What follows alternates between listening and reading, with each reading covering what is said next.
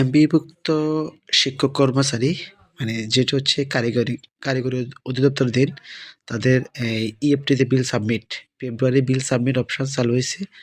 তো যারা এখনও বিল সাবমিট করেন নাই তারা বিল সাবমিট করে নেবেন। আপনাদের বিল সাবমিটের শেষ ডেট হচ্ছে 22 তারিখ বিকাল 5টার মধ্যে সাবমিট করতে হবে, বা প্রতিষ্ঠান প্রধান বা যিনি বিল সাবমিট করেন তাদের মধ্যে বিল সাবমিট করবেন।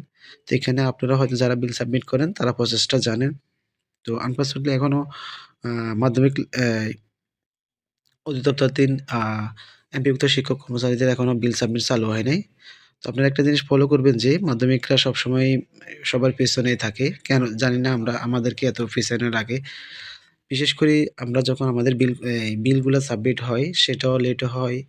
আর কথা হচ্ছে আমাদের যখন বিল অ্যাকাউন্ট স্যালারিগুলা যখন এই এফডিতে ঢুকে সেটা এমন এই সময়ে আ অ্যাকাউন্টে আসে যেটা উত্তোলন করা সম্ভব না। আপনারা খেয়াল করবেন যে প্রত্যেক মাসে বৃহস্পতিবারে আমরা এই যে আমাদের যখন স্যালারিগুলো ঢুকে তখন সেটা বৃহস্পতিবার এবং সন্ধ্যার সময়ে ঢুকে।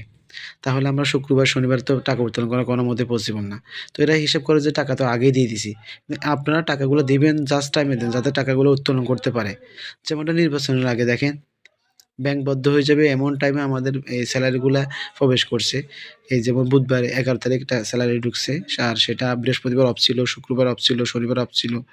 সেই টাকা আমরা রোববারে উঠাতে পারছে অনেকে। তো আসলে এটা হচ্ছে এক ধরনের প্রহসন, এক ধরনের নির্যাতন। তো যারা বিল সাবমিট করবেন তারা এই তাড়াতাড়ি বিল সাবমিট করে দিবেন। এইটা হচ্ছে কারিগরি অধিদপ্তরাধীন শিক্ষা অধিদপ্তর। তাদের বিল সাবমিটের শেষ ডেট হচ্ছে 22/2/2026 বিকেল 5টার ভিতরে। তো ভালো থাকুন, সুস্থ থাকুন। আল্লাহ হাফেজ। Wish you all the best today.